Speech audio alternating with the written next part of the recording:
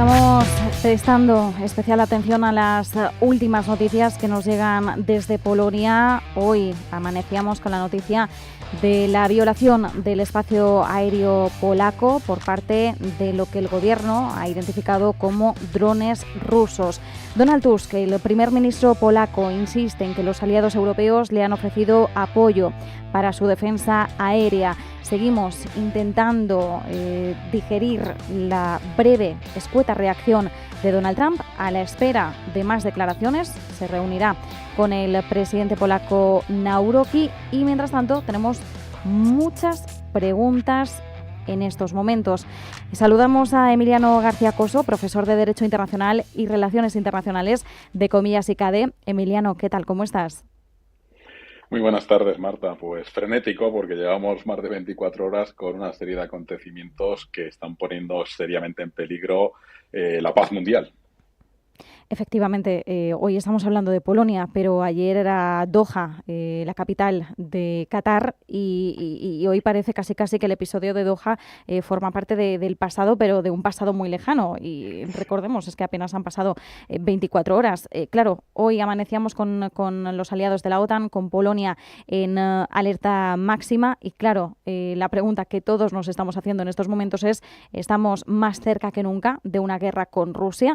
Quizás Rusia esto no lo vea de esta forma, porque lo que hemos sabido por parte del Kremlin es que hay acusaciones respecto a la postura polaca, insisten en que estos son mitos y que el gobierno polaco no ha demostrado que los drones sean de Rusia.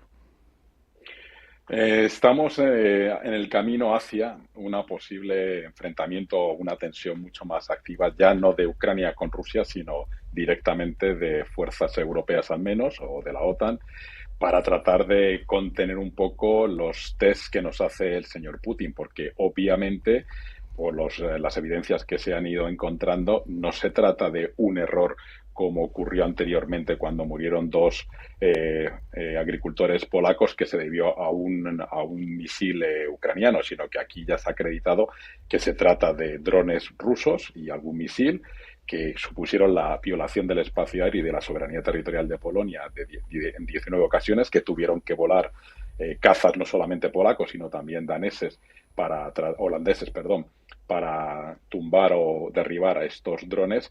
Y por lo tanto creo que el señor Putin, entre la reunión que tuvo con el señor Trump, donde sigue dándole oxígeno permanentemente, más la reunión multitudinaria que tuvo en Tianjin, pues ha salido como reforzado. Entonces creo que está testando o mostrando, tratando de hacer ver cuál es la capacidad de reacción que tiene la OTAN. Entonces, bueno, pues está tensando mucho la cuerda y, como bien sabes, quien tensa la cuerda al final termina por romperse. Claro, ahora tenemos que recordar en qué punto nos encontramos. Polonia ha invocado el artículo 4, en este caso no requiere una acción militar inmediata.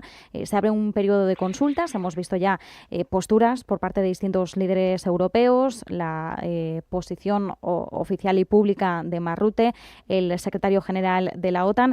Dentro de estas consultas sí es cierto que podríamos llegar al artículo 5 si se concluyera que hay motivos para activarlo, si se determinara que Rusia ha atacado el territorio de un Estado miembro. Entonces ya sí desplazaríamos la mirada hacia ese artículo 5. Según el artículo, un ataque armado contra uno o más miembros de la OTAN será considerado un ataque contra todos. También hay que tener en cuenta que la respuesta por parte de cada uno de los miembros puede variar. No existe un límite de tiempo y además el lenguaje es lo suficientemente flexible como para que cada miembro decida cómo actúa, ¿no?, en defensa de ese Estado que haya sido atacado.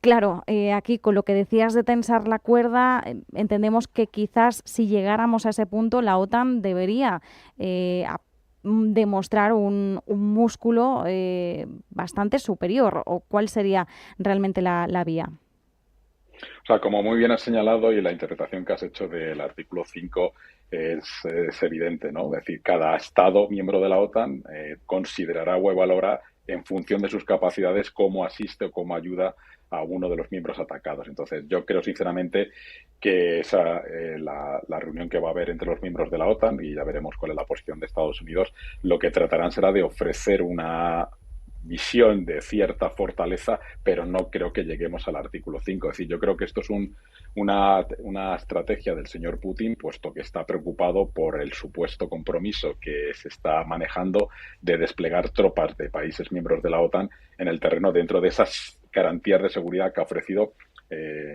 los miembros que integran la iniciativa de buena voluntad de apoyo a Ucrania liderada por Reino Unido y Francia. Entonces creo simplemente que se trata de esos ajustes estratégicos para aprobar la capacidad de reacción y el compromiso y unidad que pueda existir dentro de la OTAN. Entonces me imagino que habrá la reunión, habrá una declaración conjunta unánime de protesta y de incremento de quizás de algún tipo de medidas sancionatorias.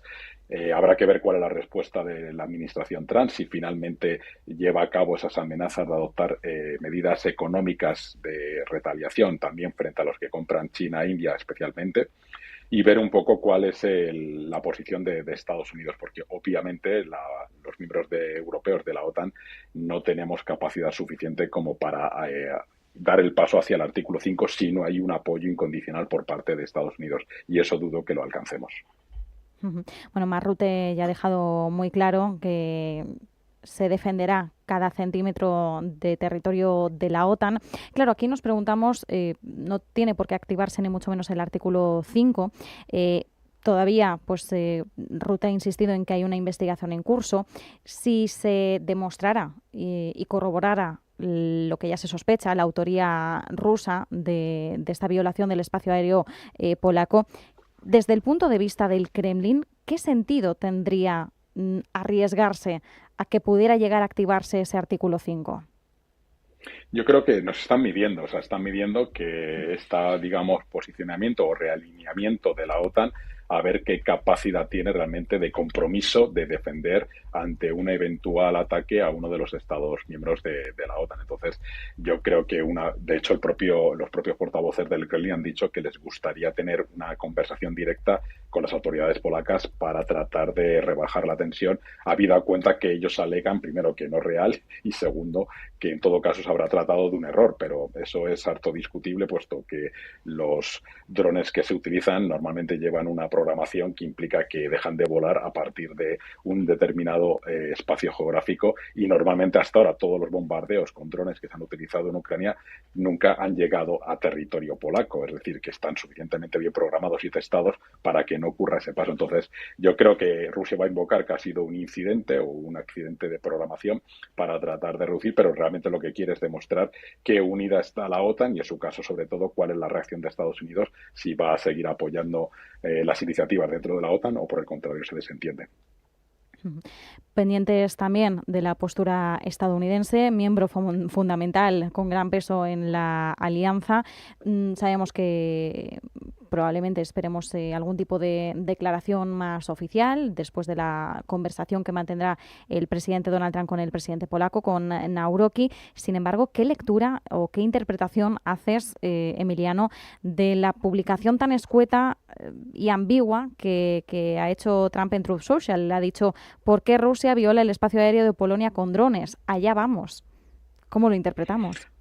El allá vamos creo que significa que, bueno, que habida cuenta que todas sus gestiones y el beneplácito que le ha otorgado, la visión internacional que le ha otorgado con la reunión en Alaska, pues creo que está tomando conciencia que no ha funcionado y que Putin tiene su plan de acción, su estrategia, y que simplemente está intentando ganar tiempo frente a Trump, pero que no va a renunciar ni a un solo kilómetro de la estrategia que tiene de acabar con Ucrania y de tomar la posesión y el control del territorio ucraniano. Entonces, el aquí vamos significa que creo que ha tomado conciencia, y veremos si esa conciencia se traduce en la reunión que tenga con el presidente polaco y que se adopten medidas específicas. Bueno, por el momento Trump ya se ha llevado algún reproche por parte de la oposición demócrata.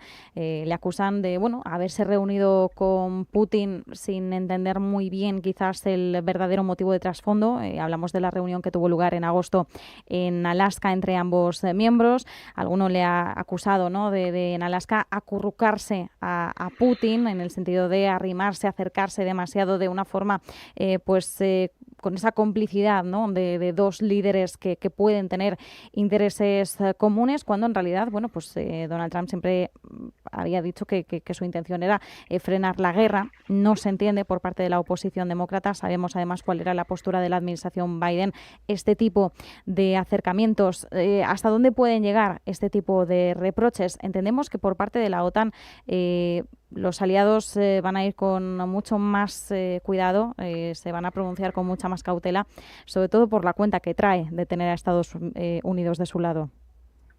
Sí, sí, claro. Sí, como ya has visto, la estrategia diplomática con el señor Trump es pues alabarle en todas sus acciones y en su manera de hacer las cosas y evitar cualquier tipo de crítica. Entonces, hay dos visiones. Una, la de la política interior dentro de Estados Unidos, que de nuevo los medios de comunicación, incluso el propio Senado, está tocando hueso con el caso Epstein y que, por lo tanto, aunque el propio Trump califica que es un asunto ya pasado o muerto, ¿no? Pues ahí siguen atacándole en un intento de tener una causa probable contra el señor Trump. Entonces, bueno, pues tiene esa problemática en el plano interno y eso hace que en el plano exterior pues trate de desviar la atención y entonces pues esa presión interna puede hacer que la respuesta que nos dé el señor Trump en esa reunión y en su caso directamente con las autoridades polacas pues sea un poco más efectivo para tratar de desviar los problemas internos que tiene, pero nunca se sabe con el señor Trump porque como estamos haciendo ya, como nos estamos acostumbrando los europeos, una vez dice unas acciones y luego se desdice de ellas o da plazos adicionales al señor Trump permanentemente con las famosas 2 semanas que de forma reiterada le va dando y que no hay ningún avance. Pues nos quedamos con ese análisis y sobre todo a la espera de tener más información, de que se produzcan más encuentros, conversaciones, vías diplomáticas y aquí estamos intentando analizar el minuto a minuto de todo lo que ocurre de última hora. Emiliano García Coso, profesor de Derecho Internacional y Relaciones Internacionales de Comillas y CADE, muchísimas gracias, como siempre, un abrazo. Muchas gracias, Marta. Buenas tardes.